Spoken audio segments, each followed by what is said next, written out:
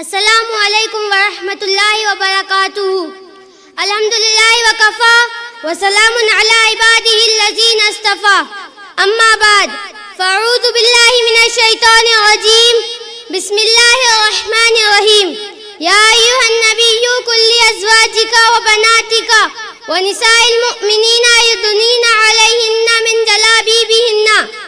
سامعین باوقار، میں نے قرآن کریم کی ایک آیت کا ٹکڑا آپ حضرات کے سامنے پڑھا، جس کے اندر نبی کریم صلی اللہ علیہ وسلم کو اس بات کی ہدایت کی گئی کہ اے نبی، اپنی بیویوں، اپنی بیٹیوں اور تمام مسلمان کی عورتوں کو اس بات کا حکم دیجئے کہ اپنے اوپر تھوڑی سی چادر لٹکا لیں. یعنی کلام اللہ شریف نے اس آیت میں پردے کا حکم نازل کیا ہے.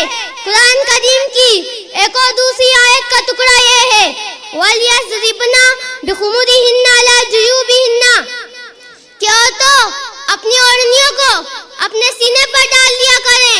اس آیت سے بھی پردہ کے جانب اشارہ ہے.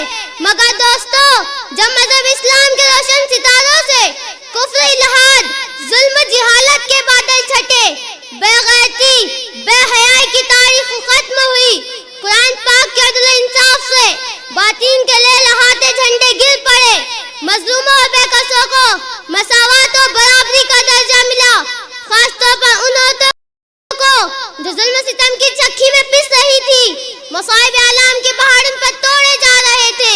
اسلام نے ان کو ذلت و پستی کے غار سے نکال کر بلندی پر پہنچا دیا. ظہور اسلام سے لے کر صدیوں تک مسلمان عورتوں کی بڑائی کے گیت گائے جا رہے تھے. اگر تاریخ کے اوراق کھولے جائے تو غیر مسلم عورتیں اور مسلمان عورتوں کی فضیلت و برتری دکھائی دے گی. مگر دیکھیے، دیکھتے ہی دیکھتے پوری دنیا میں شیطانی ڈنکے بجنے لگے. مسلمان عورتوں کو مکاری و عیاری کے پھندے میں پھنسانے کا ارادہ ہونے لگا.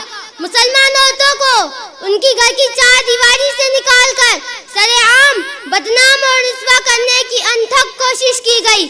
اسی سمے محفل بنا کر درندہ شفت انسانوں کے حوالے کی گئی اور پردے کے مخالف لاکھ و صفات سیاہ کر دیے گئے اور عورتوں کو بے لگام، بے حیا چھوڑ دیا گیا. وہ جو چاہیں گل کھلائیں. چنانچہ ان خواہشات پٹھوں کی آرزویں پوری ہوئی اور انہوں نے آہستہ آہستہ مسلمان خواتین کو بہکا لیا.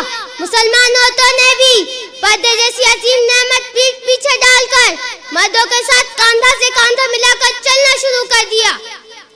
اور نہ پوچھے کہ اسلامی معاشرہ کن کن خرابیوں سے دو چار ہوا، کتنی آفتیں، کتنی مصیبتوں کا سامنا ہوا. بدکاری، زناکاری عام ہوتی چلی گئی. مکانوں، دکانوں اور بستی بیابانوں میں برائیاں ہی برائیاں نظر آنے لگی. اب میں اپنی تقریر شعر پہ ختم کرنا چاہتی ہوں. انہی کی محفل سنواتی ہوں، انہی کی محفل سنواتی ہوں، چراغ میرا ہے رات ان کی، انہی کی مطلب کی کہہ رہی ہوں، انہی کی مطلب کی کہہ رہی ہوں، زباں میری ہے بات ان کی. وما علینا الا البلاغ. السلام علیکم ورحمۃ اللہ وبرکاتہ.